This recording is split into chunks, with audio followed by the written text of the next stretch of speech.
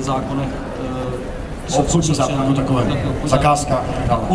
Určitě je dobře, když ty funkcionáři mají takový základní vlastnosti, protože se nemusí taky nechat nemohou se nechat ošálit případně někým nebo nechat se špatně poradit. Vždycky je lepší jakoby si umět poradit svým způsobem sám. Ono je to i pro voliče, nebo myslím pro občana velice tak jako příjemné v té věci, že mám pocit, že tam je někdo, kdo o určitých věcech opravdu má ánung.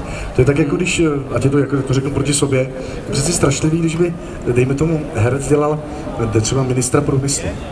Jenom protože dostal ty hlas. No víš, jako, že by, samozřejmě oni říkají, že to je taková ta funkce volitelná v rámci rozdělování křesel, ale ono přece vždycky je příjemné pro lidi, když vědí, že opravdu člověk, který dělá třeba kulturu, tak v té kultuře teda ví, co to znamená divadlo, co to je portál a co to je nějaká funkce, jako kde co jde.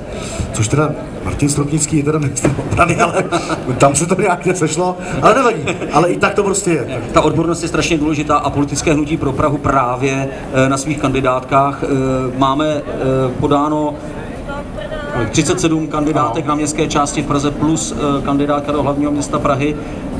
Máme tam 700 kandidátů a z toho jsou vesměs odborníci, kteří znají fungování městských částí, znají fungování příspěvkových organizací a jestli to budete jako voliči vnímat jako záruka zlepšení té služby, vytváření toho města, tak budeme jedině rádi.